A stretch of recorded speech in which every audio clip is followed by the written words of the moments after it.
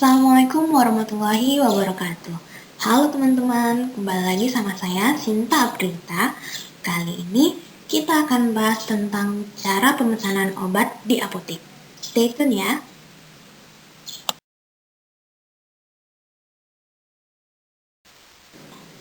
Oke, selanjutnya bagaimana sih cara pemesanan obat di apotek?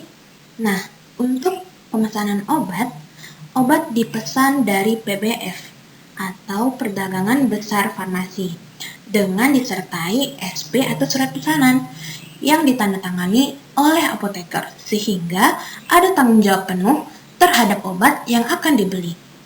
Dalam pengadaan obat dan bahan obat dari industri farmasi atau pedagang besar farmasi harus dilengkapi dengan surat pesanan.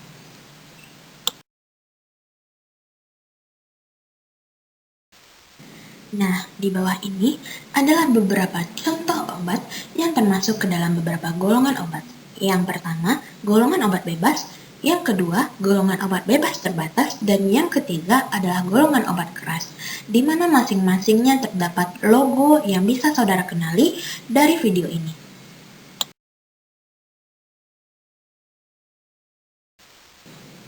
Seperti yang sudah dijelaskan sebelumnya, di dalam melakukan pemesanan obat harus mencantumkan surat pesanan. Di dalam surat pesanan terbagi atas dua kategori. Yang pertama, surat pesanan secara manual dan yang kedua adalah surat pesanan melalui sistem elektronik. Jika kita menggunakan surat pesanan secara manual, harus memenuhi syarat seperti berikut. Yang pertama, surat pesanan harus asli dan dibuat dalam 2 rangkap. Yang kedua, surat pesanan harus ditandatangani oleh apoteker atau tenaga teknis kefarmasian yang bertanggung jawab, serta mencantumkan nama yang jelas dan nomor SIPA atau SIP TTK. Yang ketiga, di dalam surat pesanan harus mencantumkan nama sarana sesuai dengan izin, alamat yang lengkap, dan stempel dari sarana. Yang keempat, di dalam surat pesanan harus mencantumkan nama fasilitas pemasok beserta dengan alamat lengkap dari pemasok.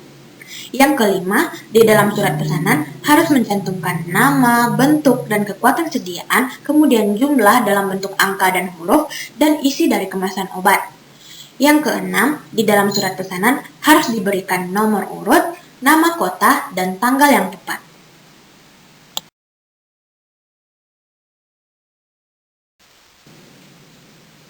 Untuk pemesanan dengan menggunakan surat pesanan sistem elektronik harus memenuhi syarat seperti berikut ini. Yang pertama, surat pesanan harus dibuat oleh apoteker atau tenaga teknis kefarmasian yang bertanggung jawab. Yang kedua, di dalam surat pesanan harus mencantumkan nama sarana sesuai dengan izin, alamat yang lengkap, dan stempel dari sarana. Yang ketiga, di dalam surat pesanan harus mencantumkan nama fasilitas pemasok beserta alamat lengkap dari pemasok. Yang keempat, di dalam surat pesanan harus mencantumkan nama, bentuk, dan kekuatan sediaan, kemudian jumlah dalam bentuk angka dan huruf, dan isi dari kemasan obat. Yang kelima, di dalam surat pesanan harus mencantumkan nomor urut surat pesanan, nama kota, dan tanggal yang tepat.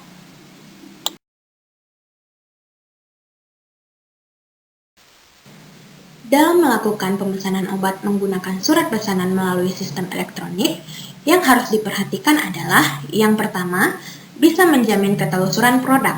Yang kedua, dapat ditujukan dan dipertanggungjawabkan kebenarannya pada saat pemeriksaan. Yang ketiga, tersedia sistem backup data. Yang keempat, memudahkan dalam evaluasi dan penarikan data. Dan yang kelima, harus dipastikan diterima oleh pemasok.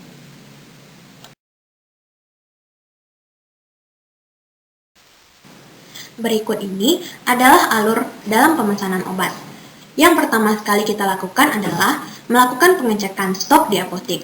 Kemudian, apoteker membuat surat pesanan dalam 2 rangkap untuk dikirim ke distributor dan sebagai arsip.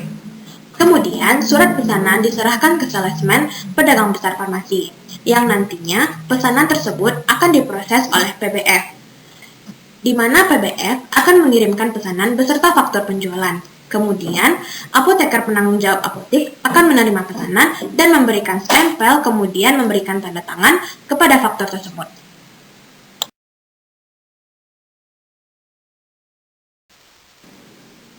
Ini merupakan beberapa daftar nama dari pedagang besar farmasi atau PBF yang menyalurkan obat di apotek penyejuk.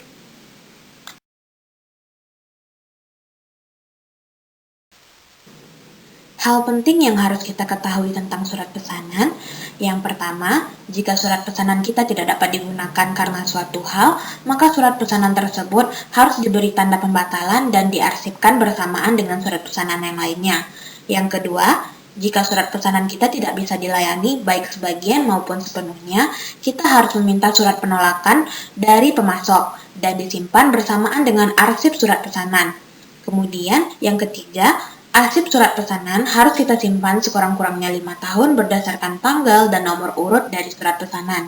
Yang keempat, untuk faktur pembeliannya harus kita simpan bersatu dengan arsip dari surat pesanan. Yang kelima, seluruh arsip harus mampu telusur dan dapat ditunjukkan pada saat yang diperlukan.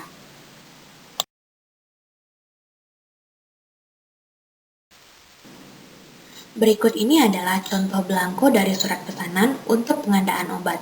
Biasanya, belangko ini digunakan secara umum untuk melakukan pemesanan.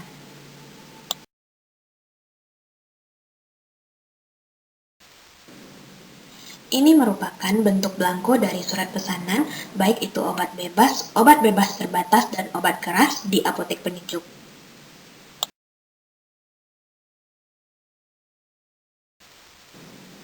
Ini merupakan pembanding dari surat pesanan di apotek lainnya.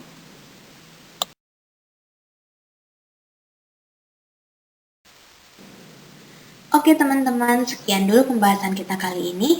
Kita akan jumpa lagi di video-video berikutnya dengan materi yang lebih menarik tentang apotek. Terima kasih atas waktunya. Assalamualaikum warahmatullahi wabarakatuh.